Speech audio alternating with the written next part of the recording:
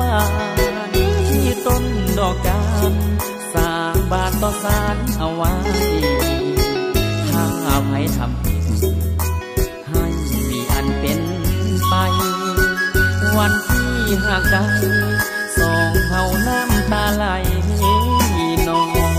อายเอ่ยก่อนเคยให้คำสาบานวันน้องจากบ้านเสื้อรายการอายซื้อให้น้องแต่ว่าวันนี้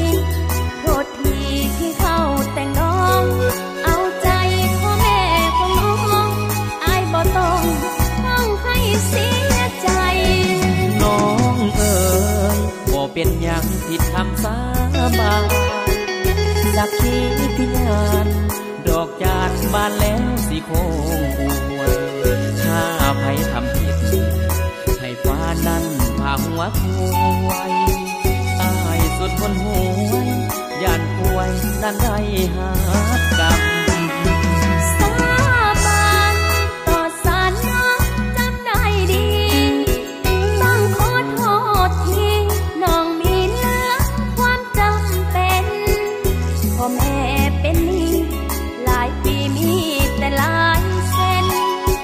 ดอกเบี้ยกระเด็นจำเป็นต้องเข้าแต่งงานบ่มีหยังบ่ได้สร้างน้องเลยคนดีแต่อายย่านมีลาทีคำที่เฮาเคยสาบานป่วยบ่มีความผิดแต่สิ้นชีวิตย้อนคำสาบานอายอยากให้น้องกลับบ้านถอนคำสาบานสวยชีวิตคงไว้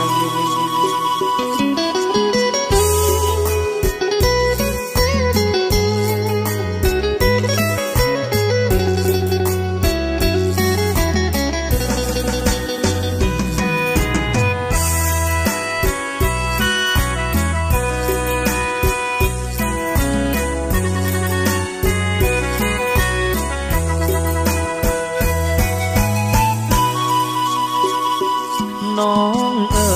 ยบ่เป็นอย่างผิดคำสาบานสักขีที่งานดอกจานบานแล้วสิโคงอวยถ้าใครทำผิดให้ฟ้านั้นพาหัวควายอายสุดคนหวยย่านป่วยนั้นได้หากรรมสาบานต่อสารน้องจำได้ดีต้องขอโทษทีน้องมีเหลือความจำเป็นพ่อแม่เป็นหนี้หลายปีมีแต่หลายเส้นดอกเบี้ยกระเด็นจำเป็นต้องเข้าแต่งงานบ่มีหยังบ่ได้สร้างน้องเลยคนดีแต่อายย่านมีลาทีคำที่เฮาเคยสาบานป่วยบ่มีความผิดแต่สิ้นชีวิตย้อนคำสาบานอายอยากให้น้องกลับบ้านถอนคำสาบานสวยชีวิตคงไว้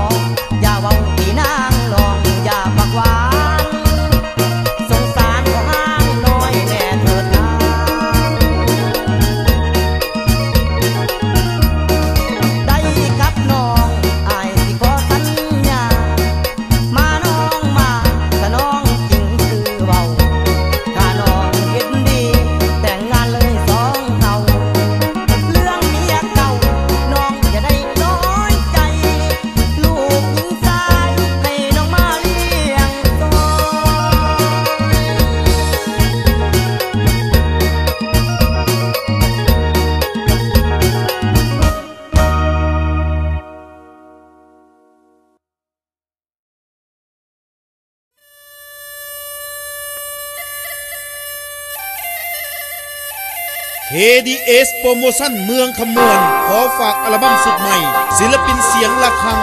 สมหวังเสียงแซ่มาในสุดภูมิใจที่เกิดเป็นลาวภูมิใจที่ได้เกิดเป็นคนลาวประวัตินั้นมีมายาวแต่อกแต่เงาสืบเสื้อพงพันธุ์บ่าวผู้ไทยคอยแฟน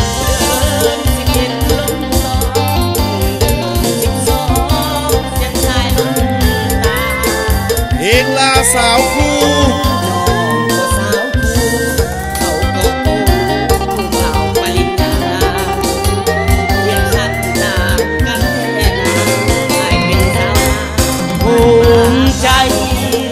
ได้เกิดเป็นคนลาวประวัตินั้นมีมายาวแต่อกแต่เงาสืบเสื้อพงพันธุ์รวมทั้งชาติ49ผู้เผ่าชนวานั้นสามารถอยู่แผ่นดินเดียวกันความรักแบ่งปันรวมเป็นหนึ่งเดียวพวกชนลาวรวมเผ่ามีหลายภาษาย้อนมีพักน้ำยาบ่น้อยหน้าบางชาติและเพลงอื่นๆอีกหลากหลายทั้งชาติทั้งวัยม้วนสุดเพลงทั้งแบบซีดีโอและวีซีดีโอเกพร้อมรวมเพลงรอสายมีวางขายดังทั่วเมืองลาวรับประกันคุณภาพโดย KDS โปรโมชั่นเมืองขมวนอย่าลืมซื้อคุณภาพรักษามุนเสื้อแต่เก่าของความเป็นลาวของกันนอเฮาอยู่ป่าดงดอนในเมืองหรือว่าภูเขาภูมิใจได้เกิดเป็นลาวเกิดห่วงในพื้นแผ่นดินเมืองลาวสู่มือบ่ธรรมดาต่างชาติต่างเมืองเข้ามาเป็นหน้าเป็นตาของคนท้องถิ่นเศรษฐกิจหุ่งเฮืองสาวบ้านมีอยู่มีกินทั่วโลกครับผู้ได้ยินข้าน้อยภูมิใจได้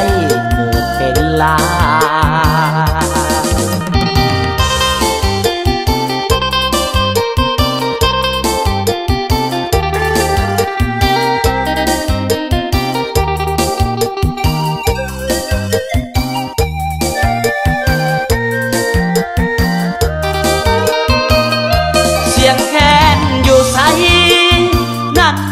แม่นคนลาว